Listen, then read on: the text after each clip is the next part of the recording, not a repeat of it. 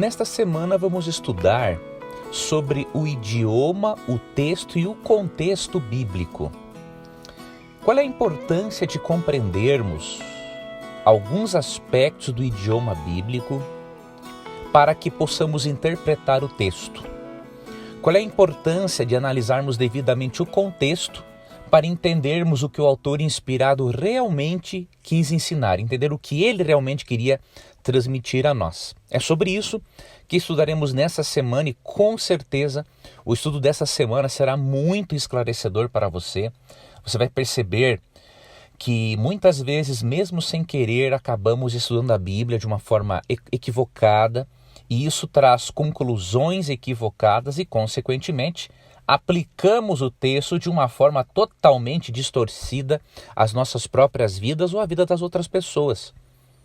Então vamos fazer um estudo nessa semana sobre idioma, o texto, o contexto, para que você e eu possamos realmente compreender a palavra de Deus. Em primeiro lugar, eu queria transmitir para você hoje a importância de nós sermos gratos pela Bíblia. Gratos por termos este livro. Por quê? Existem mais de 6.000 línguas faladas entre os bilhões de habitantes do mundo, sem contarmos os muitos dialetos.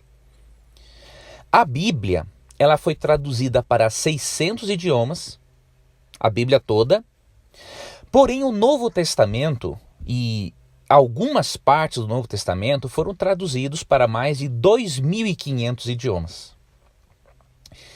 Estima-se que 6 bilhões de pessoas no mundo podem ler a Bíblia, porque têm acesso a ela graças ao trabalho muito dedicado das sociedades bíblicas, mas também estima-se que 1,5 bilhão de pessoas não tenha nenhuma parte das escrituras traduzida na língua materna dessas pessoas. Isso nos mostra que deveríamos dar mais valor à Bíblia que nós temos. Muitas vezes temos mais de uma tradução da Bíblia, mas a nossa Bíblia fica pegando poeira em cima de um cômodo da nossa casa e pouco a folheamos.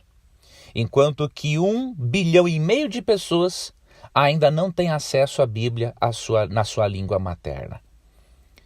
Foi graças, amigo ouvinte, à criação, à invenção da imprensa e ao movimento de reforma que a Bíblia hoje é acessível a muitos idiomas, mesmo que ainda exista um bom caminho pela frente para que a Bíblia seja disponível a todas as pessoas.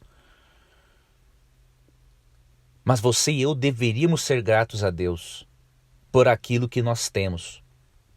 E esta gratidão pela palavra de Deus, nós podemos ver, por exemplo, na vida do profeta Jeremias. Em Jeremias capítulo 15, verso 16, ele diz o seguinte: quando as tuas palavras foram encontradas, eu as comi. Elas são a minha alegria e o meu júbilo, pois pertenço a ti, Senhor Deus dos exércitos. Jeremias tinha um profundo amor pela palavra de Deus. E quando ele estava com a palavra de Deus, era como que se literalmente ele as comesse.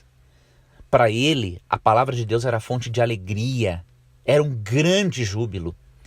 E ele tinha a certeza de pertencer a Deus. Porque, óbvio, quem tem um contato íntimo com a Bíblia, ele não tem como ter dúvidas de que pertence a Deus e de que é um filho de Deus. Então, a primeira coisa que eu queria deixar para você, ao longo desta semana que vamos estudar esse tema, seja grato pelo texto bíblico. Enquanto que a Bíblia não está disponível na língua materna de cerca de 1,5 bilhão de pessoas, você tem a Bíblia, você pode comprá-la em qualquer livraria, pela internet, você tem liberdade religiosa para lê-la na sua casa, para lê-la na sua igreja. Então não seja uma pessoa ingrata, seja uma pessoa grata. Hoje, neste momento, agradeça a Deus pela Bíblia, agradeça a Deus pelo acesso à sua palavra transformadora e estude esta palavra para que ela possa realmente trazer bênçãos à sua vida. Deus prometeu a Josué, e esta promessa também se aplica a nós, que nós prosperaremos e seremos bem-sucedidos se nós lermos, meditarmos nas palavras de Deus. Josué 1,8 diz assim: não deixe de falar as palavras deste livro da lei e de meditar nelas de dia e de noite, para que você cumpra fielmente tudo o que nele está escrito.